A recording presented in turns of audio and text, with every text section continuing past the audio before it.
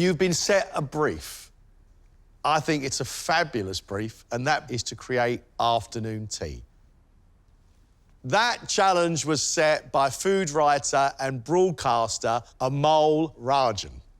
He will be coming in here to taste your afternoon teas.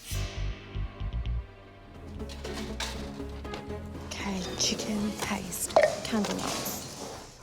Jasmine, tell me, please, you're going to do an Indonesian-inspired tea. I am, actually. Yes! There's a bit of Indonesian in there and a bit of British. So I am doing a spiced peanut twill, and that's kind of the base to my version of an Indonesian egg salad with bits of tofu, veg and peanut sauce, coconut rice with yellow shredded chicken on top. So it's like a coronation chicken sandwich. Green pandan flavoured scone, and then I'm doing my take on a spiced layer cake with some coffee buttercream in between and an iced coffee with condensed milk on the side. Can you do pastry? I'm not about measuring and meticulous detail. I'm just about packing flavour into a dish, so... Ooh, Jasmine.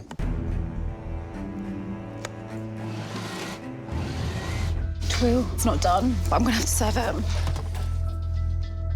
You have 60 seconds left.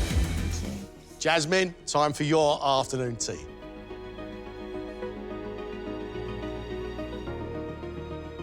Well, that's a riot.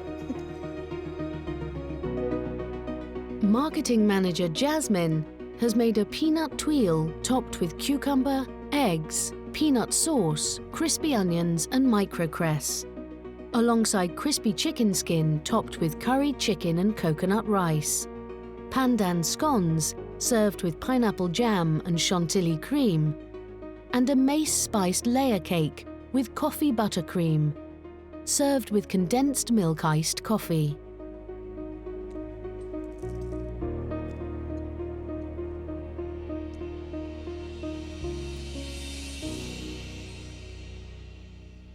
I really like your savoury bits. Big flavours, lots and lots of work in it. Crispy chicken skin, flavoured rice with lime leaves, really good. The chicken across the top, tasting a lot of turmeric. Your little crispy peanut wafer with the salad is really tasty. I really like it. It looks a little chunky for a delicate afternoon tea. And the texture of the scone is a little dense.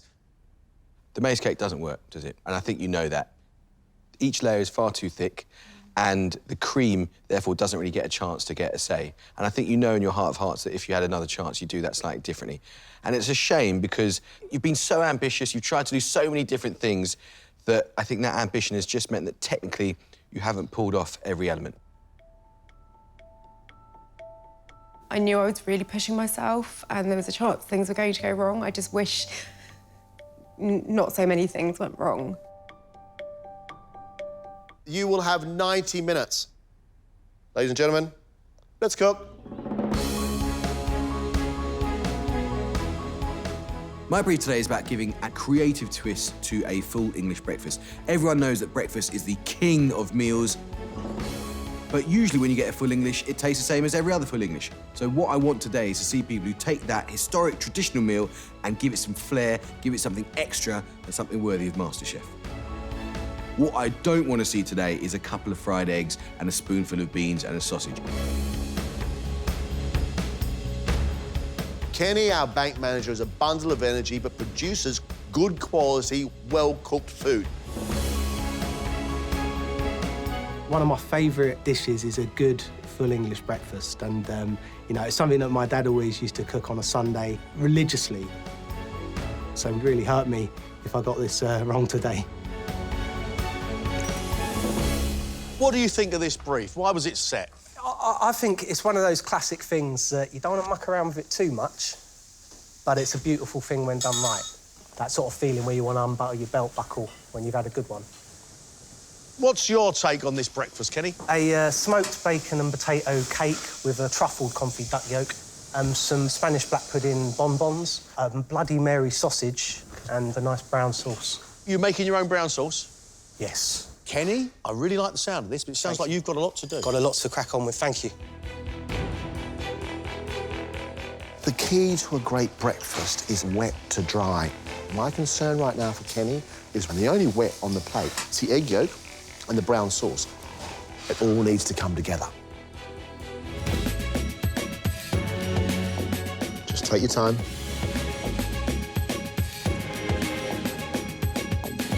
You have just 60 seconds to finish this off.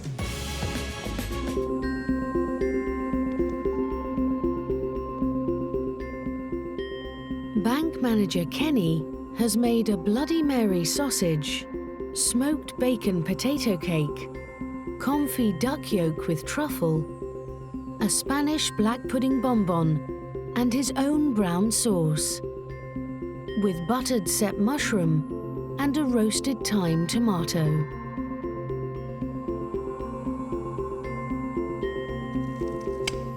Whoa, it's like a truffle.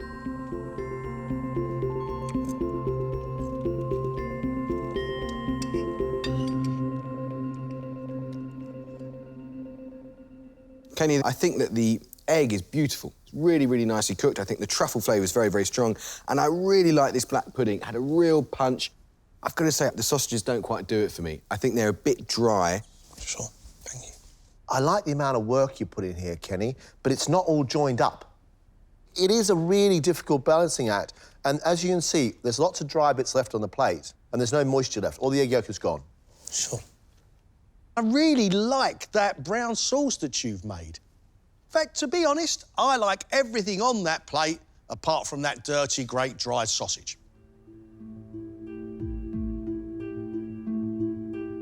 To have a big element on the dish not to be right, it's a bit of a kick, of course. But you've got to take criticism on the chin and use it to spur the fire inside of you, that cooking fire that you need.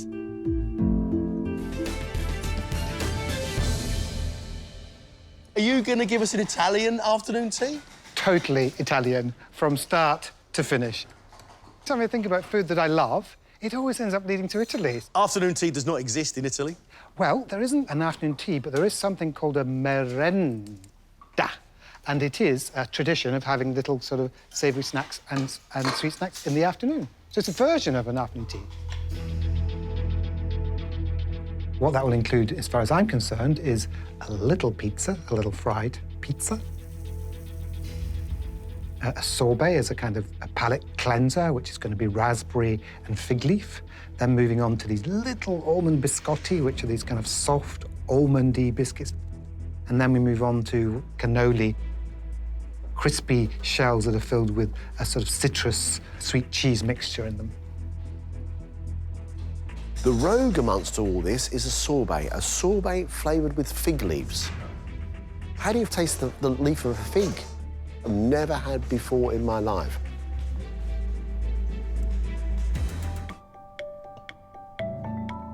Love psychologist Jeff's Italian afternoon tea consists of fried pizza topped with mozzarella, plum tomato and basil, almond biscotti filled with quince jelly, cannoli pastries filled with ricotta, mascarpone and candied cedro citrus fruit, dipped in chocolate and pistachio, and a raspberry and fig leaf sorbet.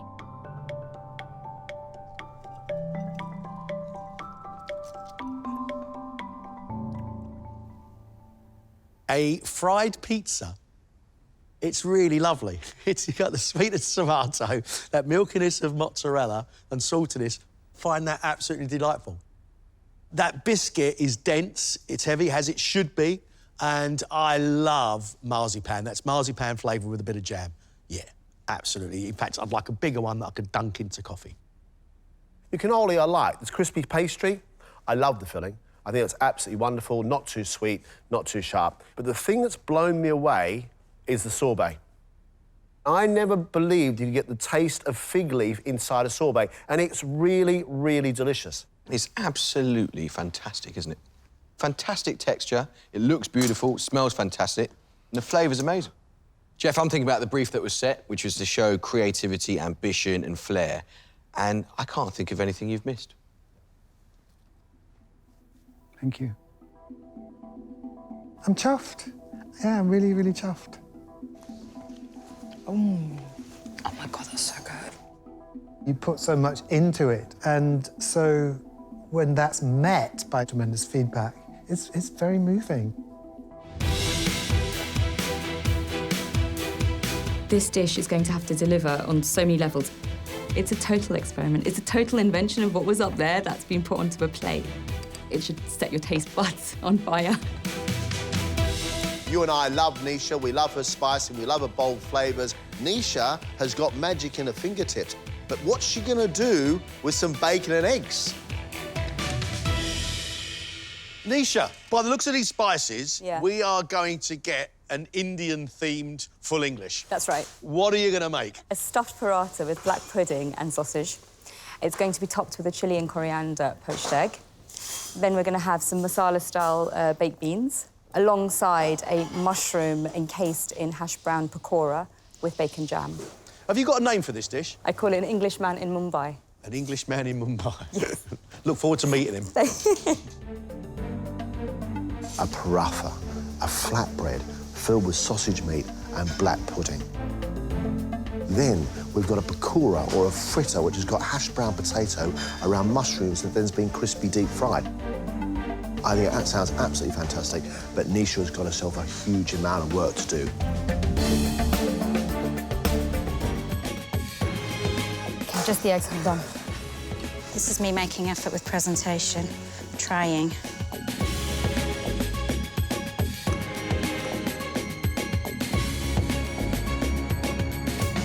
Your time is up. Stop.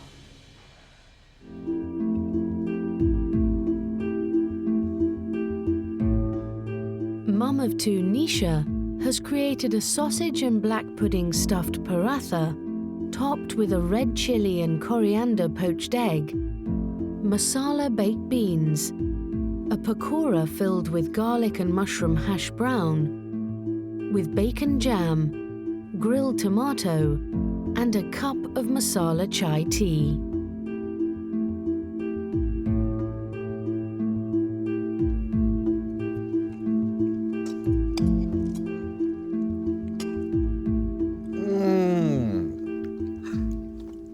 Nisha, this is a gastronomic triumph. The bacon jam is sweet, it's salty, it's Moorish, it's beautifully fine and goes perfectly with a paratha. This was full of spice, delicate fragrances, clever aromas, but it wasn't overpowering in terms of chili, and that shows real technical ability. Oh, wow, thank you. Oh, yeah. Oh, yeah. That's great. Lovely little spikes of sweetness, spiciness, saltiness, unexpected and clever. Thank you. Thank you very much.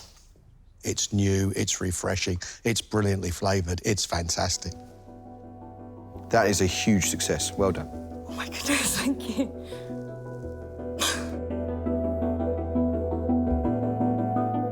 I'm really blown away, and look, now if someone like that has said that my food is that good, I'm really gonna start believing it, and I'm just chuffed.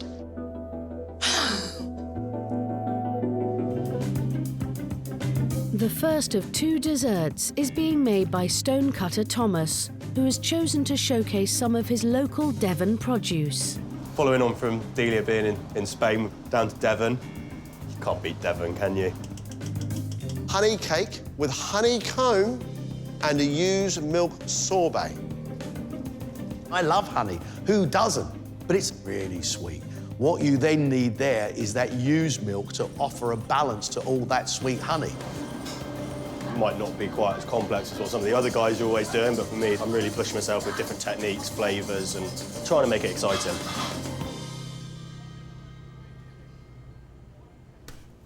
So it's going to have 26 minutes, and I'll check it. I'm not sure about these ovens because they're all new.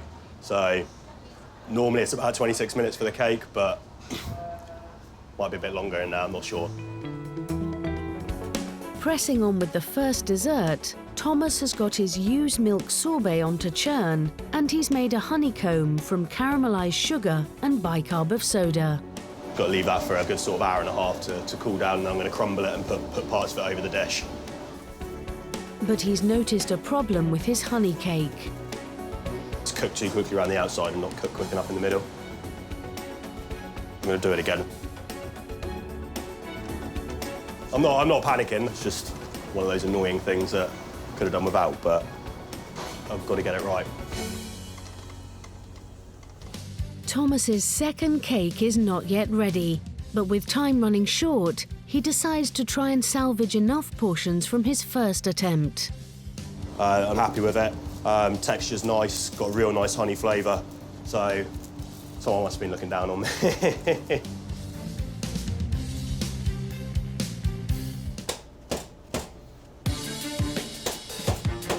The spotlight is now on Thomas and his honey-inspired dessert with ewe's milk sorbet. All right, here we are. Honeycomb and honey are amongst my favourites, put together with candied lavender, and I was completely sold. Sorbet the last thing? Sorbet is the last thing, yeah. Little bit soft. Going quenelles. Come on, quicker, because it's sorbet. You might be better off just to put a blob. We're going for a blob. I think we'll get away with a blob. When you're ready to go, Thomas. We're ready to go. Service, guys, please.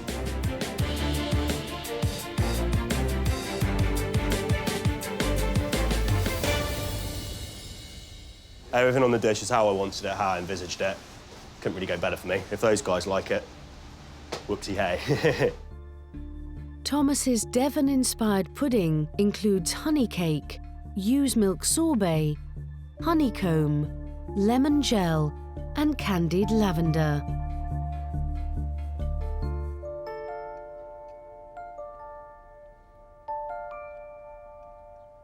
The cake was delicious. It had just the right texture.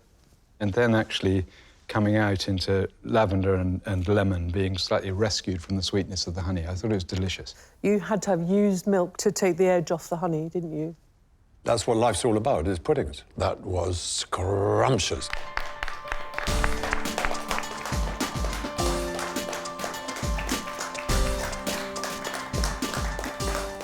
We cannot thank you enough, and it is our 40th anniversary of completing the first ever vertical journey around Earth, which has never been repeated. Quite a lot of us have sort of got a bit older, some have even departed, and even the departed ones, we will tell them what a fantastic meal that was.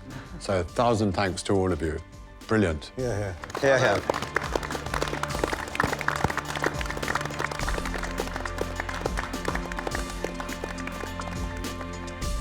An amazing day in the MasterChef competition. I've still got more to give, and I'm absolutely loving it. I just can't get enough of it. Amal grew up in Somalia, a food culture I know nothing about, but the flavours she's introduced us to are fantastic. Afternoon tea is not something that, in the traditional sense, that I grew up with. So I've put a little twist on it to give you a little taste of what we would offer our guests in a similar situation. Amal has got two savouries. One is a minced chicken with lots and lots of spices, which is cooked and then served inside a little flatbread or a pita bread. The other one is an aubergine mixture, which is cooked inside a flatbread. A little fragrant milk drink with cinnamon and cloves and cardamom, quite standard from the Middle East, and semolina cake served with an orange syrup. Fantastic. I'm definitely nervous. I've obviously given it an interpretation that is risky because it's different, and I hope it pays off. I hope they like the flavours. Fingers crossed.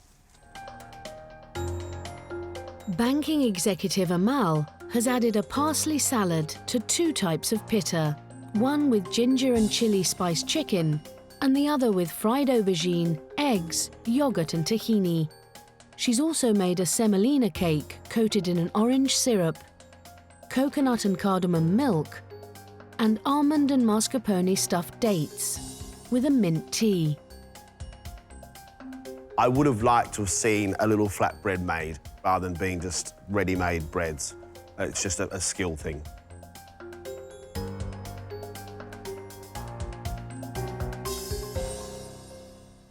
I hear what John's saying about the bread, but the chicken is really delicately flavoured. It's subtly spiced. It's not got too much chilli, but it's got a strong aroma.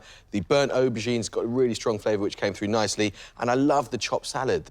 I think if there's one weak element, it's the milk. Tastes a bit like a condensed milk with the fat at the top. It's not particularly sweet. I could have lived without it. Good semolina cake, nicely made, For some reason, you've held back on the syrup. Yes. And I don't know why. There's more than enough syrup across that light cake for me. It tastes like honey, and I really love it. Love your tea. There's like a mild bitterness to that tea. I really like this. I think it's terribly clever. Great feedback, and if I had slightly more time, I'd be popping some fresh flatbreads, definitely.